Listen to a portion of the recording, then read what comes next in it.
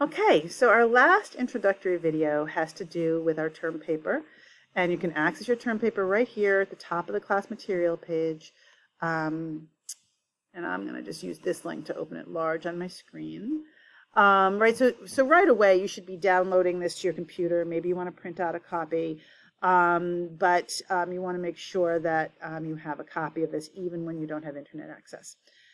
So the main thing about this term paper, the thing you should think about now about this term paper, is the fact that you're going to need to focus on one DSM-5 disorder. And so it has to be a disorder that is in the DSM-5. The DSM, for those of you that are not familiar, and most of you aren't probably, is a diagnostic manual that we'll be relying on, that your textbook relies on, to talk about disorders. So you can, if you rely on your textbook to, but a nice thing to do right now is to just kind of flip through the chapters in your textbook. The chapters are organized by categories of disorders, and so that's a good starting place. Like, which categories of disorders am I most interested in?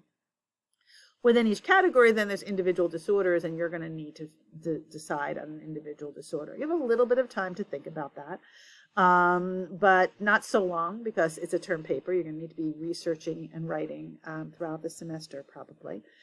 And so you're going to choose a disorder. I feel free even well before the due date, for telling me what disorder you think you might want to do. Feel free to submit that at any time. If you think you know today, go ahead and submit it. Get feedback from me about it. The feedback you might get from me about it might be, oh, that's not a DSM-5 disorder. Maybe. That doesn't happen often, but sometimes. But more often I might say, that might give you advice on what other terms you might look at when you're researching that disorder. I might tell you that might be a tricky disorder to find lots of research on. I want you to meet with a librarian and see how that goes, right? So I just might have some useful advice.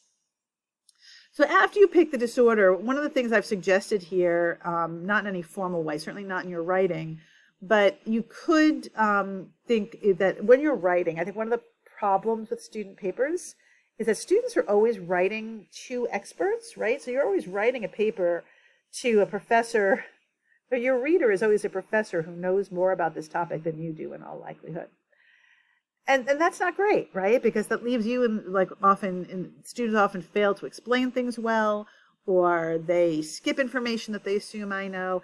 So I'd like you to imagine in your head someplace that maybe you're writing to some family member, some family who just had a member diagnosed with a disorder and they need information. So imagine you're writing essentially to somebody who knows less than you and might be less capable than you are of doing really good research on this topic. So kind of have that in the back of your head as you write. And so the paper is going to be focused, right? Your research is going to be focused on peer-reviewed research. That is what you're going to be using as your sources. And you need to find 8 peer-reviewed articles, all published in the last 5 years. So we have current academic information about your topic. And overall, we'll look at the sections you're going to have in a second. But overall, you're going to be focusing on these bulleted questions here. Excuse me. What does the research tell you about the likely cause or causes of the disorder? What does it tell you about the best treatment options, both medication and non-medication treatment? What is the prognosis or likely outcome for the individual? What is life likely to be for them? How are they likely to experience the disorder for their whole life or episodes of their life once and never again? What's the family's experience likely to be? The people who love and are living with this person, what is their experience likely to be, right? So those are the general topics that you're going to be required to cover in this paper. You also are going to need to have a final section of the paper that's going to compare what the average family is likely to find, what information the average family is likely to find, compared to what your academic research is showing, right? So the average family, somebody gets diagnosed with attention deficit disorder and they go online and they Google attention deficit disorder. And most people are only going to read the things that come back on that first page of the Google returns.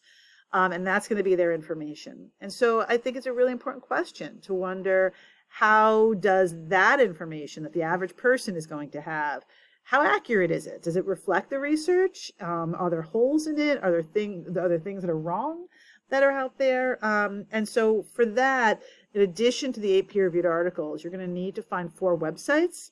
Again, That's as simple as going on Google, typing in your disorder that you're using for the paper, and then grabbing 4 of the websites that come on that first page, right? You're not, and then reading them and seeing how they compare to what you learned through your own research this semester.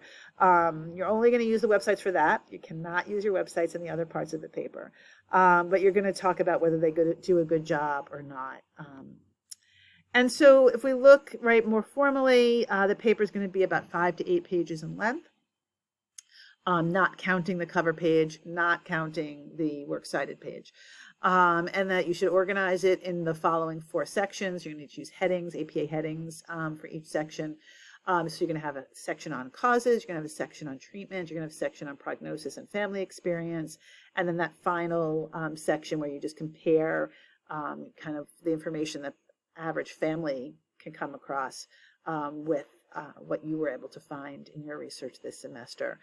You are going to use APA style throughout, so you'll have an APA style cover page, you'll have running heads if you choose to use them. They're not required for student papers anymore. Some students would like to get in the habit of using them for when you're no longer a student.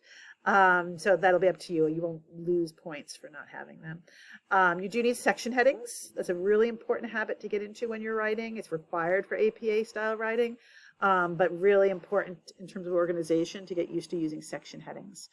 And then you'll have a works cited page, and you'll have to use APA style citations throughout your paper.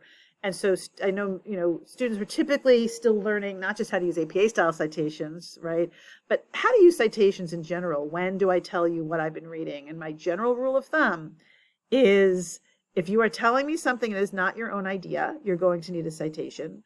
And you should be citing it before I start wondering where you got that information from. So if I'm reading a whole half page where you're discussing what medications are used to treat obsessive compulsive disorder, I'm going to start wondering where you got your information before I'm through that half page, right? And so you need to, more frequently tell me, like, who said that? How do you know that that's true? Where'd you get that information, right? And cite your source.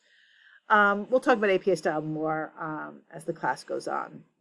Your final paper is due right after Thanksgiving, right? We've looked at that on the syllabus, November 28th, and you have that week of Thanksgiving with no other work from me. So if you've waited, if you still have work to do that week, you won't have competition for our course.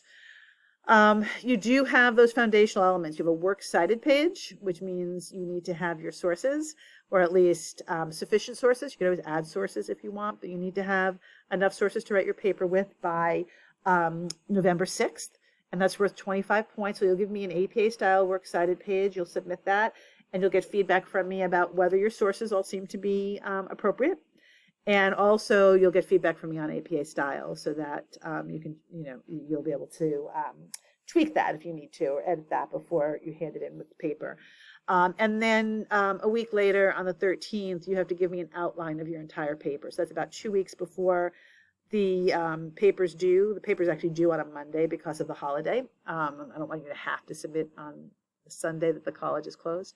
So you've got about 2 weeks between when you submit your outline to me and when you have to submit your whole paper. Both of these are a way of giving you feedback while there's still time to fix something if you need to. So if I get an outline from you that is missing a section, I get to say, hey, you're missing this section from your outline, and you get to fix that, and it doesn't affect your final paper grade. Right? So it's also a way of keeping you on a good time schedule so that you're not researching this whole thing over Thanksgiving week. That by the time you get to Thanksgiving week, you'll also already have needed to think about and have had all your sources for a couple of weeks, a few weeks, and also have needed to think about what information is going to be in your paper. The rubric for the paper is right here in front of you, 200 points. You can see that you get certain, points for having the right resources, right, appropriate resources, and then APA style is another 30 points. You can see there, and then you have 35 points for each of the other sections. So you can see how that's laid out, as well as the points for your works cited page and your outline. So, this is a good time to be thinking about it. You don't have work due for other classes mostly yet. This is a good time to be thinking about this. And getting a jump start. And I do suggest that you use librarians if you never have. If you go to our library page and scroll down a little bit, there is a make an appointment button, and you can make an appointment with a librarian. And our librarians are awesome and will really be of great help in finding the sources you need. I will say most students are used to writing papers that don't necessarily answer specific questions. They're writing papers on topics, right? I've asked you to answer specific questions here.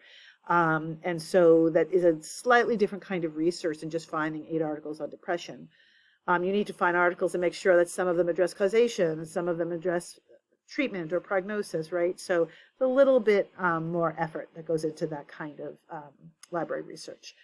Again, practical questions, a great place to ask questions about the term paper, anything that feels more personal, private. You can email me and ask me there.